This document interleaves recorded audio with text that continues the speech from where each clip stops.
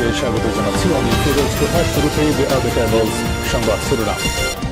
স্বজন হারানোর বেদনা, স্বৈর শাসকের কান্নার আড়ালে রক্তাক্ত ইতিহাস তুলে ধরল জাতিসংঘ। জানাবো স্বামী স্ত্রীর সম্পর্কে যেভাবে ফাটল ধরল, এবং সর্বশেষ জানাবো ৫ আগস্ট পদত্যাগ করেননি শেখ হাসিনা। স্টেট ডিফেন্সের উদ্ভট দাবি। এতক্ষণ শুনছিলেন সংবাদ শিরোনাম, এবার বিস্তারিত। স্বজন হারানোর বেদনা, স্বৈর শাসকের কান্নার আড়ালে রক্তাক্ত ইতিহাস তুলে ধরল জাতিসংঘ। স্বৈরাচারে শেখ হাসিনা মানুষকে ধোঁকা দিয়ে মায়া কান্না করতে দেখানোর জন্য আড়ালে জনগণের রক্তের উপর দাঁড় করত নিজের সাম্রাজ্য, আর সবার কাছে ভালো থাকার চেষ্টা করত স্বৈরাচারী শেখ হাসিনা। বলেছিলেন, আমি তো আমার সব হারাইছি, বাবা, আমার ভাই, সব হারাইছি। এই স্বজন হারানোর আহাজারি আজ হাসিনার মুখে। অথচ দীর্ঘ ১৭ বছর ধরে তিনি ছিলেন ঘুম, খুন আর দমন পীড়নের মূল নির্দেশদাতা। জাতিসংঘের সদ্য প্রকাশিত প্রতিবেদন বলছে, ১ জুলাই থেকে ১৫ আগস্ট পর্যন্ত হত্যার শিকার হয়েছেন ১৪০০র বেশি মানুষ, যার মধ্যে ১১৮ জন শিশু। ১১৪ পৃষ্ঠার বিশদ প্রতিবেদনে জাতিসংঘের মানবাধিকার কমিশন বলেছে, সাবেক সরকার এবং এর গোয়েন্দা ও নিরাপত্তা বাহিনী আওয়ামী লীগের সঙ্গে যুক্ত হয়ে জনগণের উপর চরম সহিংসতা চালিয়েছে। চট্টগ্রাম, রাজশাহী, রংপুর, বগুড়া, খুলনা, সিলেট, গাজীপুর সহ আন্দোলন প্রবণ এলাকাগুলোতে জাতিসংঘের বিশেষ তদন্ত দল সরেজমিনে গিয়ে প্রত্যক্ষদর্শীদের সাক্ষাৎকার নিয়েছে। তদন্তের অংশ হিসেবে ২৩০ জনেরও বেশি মানুষের বক্তব্য নেওয়া হয়েছে, যার মধ্যে ৩৬ জন ছিলেন বর্তমান ও সাবেক আইন শৃঙ্খলা বাহিনীর সদস্য ও গোয়েন্দা কর্মকর্তা। প্রত্যক্ষদর্শীদের ভাষ্য, হাসিনার সরাসরি নির্দেশে আইন শৃঙ্খলা বাহিনী একের পর এক হত্যাযজ্ঞ চালায়, যার ফলে সহিংসতার মাত্রা চরমে পৌঁছায়। অন্যদিকে হাসিনা আজ মায়া কান্নায় ভাসছেন স্বজন হারানোর বেদনায়।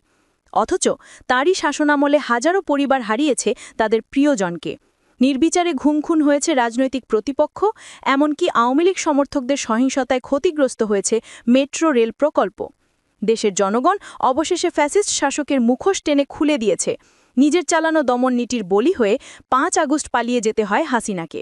জাতিসংঘের প্রতিবেদন আজ প্রমাণ করে দিয়েছে, ইতিহাসের পাতায় স্বৈরশাসকরা শেষ পর্যন্ত নিজেরই নির্মমতার ফাঁদে আটকে পড়ে। স্বামী স্ত্রী সম্পর্কে যেভাবে ফাটল ধরল। একসময় প্রধানমন্ত্রী শেখ হাসিনা প্রভু ভারতের দাসী হিসেবে কাজ করত। ভারত হাসিনাকে পুতুলের মতো নাচাত। তারপরও হাসিনা ক্ষমতার জন্য দাসীর মতো মোদি যা বলতো তাই করত। এজন্য বাংলাদেশের সাধারণ মানুষ মোদি ও হাসিনাকে স্বামী স্ত্রীর সম্পর্ক আখ্যা দেয়। শেখ হাসিনা নিজেই বলেছিল, ভারতকে যা দিয়েছি ভারত আজীবন মনে রাখবে। কিন্তু কোটা আন্দোলনের লেজ গুটিয়ে পালিয়ে গেলে সেই স্বামী স্ত্রীর সম্পর্কে টানাপড়েন শুরু হয়। বিগত কয়েক দশক ধরে মুসলিম সংখ্যাগরিষ্ঠ বাংলাদেশ এবং হিন্দু সংখ্যাগরিষ্ঠ ভারত ঘনিষ্ঠ সম্পর্ক উপভোগ করেছে। কিন্তু এ বছরের শুরুতে এই সম্পর্কে টানাপড়েন শুরু হয়। সরকারি চাকরিতে কোটার বিরুদ্ধে যে শান্তিপূর্ণ ছাত্র বিক্ষোভ শুরু হয়েছিল, তা বাংলাদেশের কর্তৃত্ববাদী প্রধানমন্ত্রী শেখ হাসিনাকে ক্ষমতাচ্যুত করার জন্য দেশব্যাপী আন্দোলনে পরিণত হয়। এই প্রতিবাদকে বিশ্বের প্রথম জেনারেল জেড বিপ্লব হিসেবে বর্ণনা করা হয়েছে, যার ফলস্বরূপ হাসিনা একটি হেলিকপ্টারে চড়ে দেশ ছেড়ে পালিয়ে যান এবং দিল্লিতে আশ্রয় নেন। পরের মাসগুলোতে বাংলাদেশের একজন হিন্দু সন্ন্যাসীকে গ্রেপ্তার এবং ভারতের একটি বাংলাদেশি কনসুলেটে জনতার হামলা দুই দেশের মধ্যে ক্ষোভের জন্ম দেয়। এখন দক্ষিণ এশিয়ার এই দুই দেশের মধ্যে সম্পর্কের অবনতি হয়েছে, বেড়েছে ধর্মীয় উত্তেজনা। সহিংসতা আমাদের শত্রু। আয়রন লেডি শেখ হাসিনার কট্টর শাসনের অধীনে ভারত দীর্ঘদিন ধরে বাংলাদেশকে তার অনন্য দক্ষিণ এশিয়ার প্রতিবেশীদের তুলনায় অনেক বেশি স্থিতিশীল অংশীদার বলে মনে করে এসেছে। আফগানিস্তান, পাকিস্তান এবং শ্রীলঙ্কার সকলেই সাম্প্রতিক রাজনৈতিক ও অর্থনৈতিক উত্থান-পতনের সাক্ষী থেকেছে। কিন্তু হাসিনার ১৫ বছরের শাসনামল অগাস্টে আকস্মিকভাবে শেষ হওয়ার পর বাংলাদেশের নোবেল বিজয়ী অর্থনীতিবিদ ড. মোহাম্মদ ইউনূসের নেতৃত্বে একটি অন্তর্বর্তীকালীন সরকার গঠন করা হয়, যাকে আবার হাসিনা বিরোধী বলে মনে করা হয়। হিন্দুরা বাংলাদেশের ১৭৪ মিলিয়ন জনসংখ্যার প্রায় ১০% এবং তাদের অনেকেই হাসিনার তথাকথিত ধর্ম নিরপেক্ষ আওয়ামী লীগকে সমর্থন করেছিল। হাসিনার ক্ষমতা থেকে বিতাড়িত হওয়ার পর দাঙ্গাবাজরা আওয়ামী লীগের প্রতীক এবং কিছু ক্ষেত্রে হিন্দুদের টার্গেট করেছিল।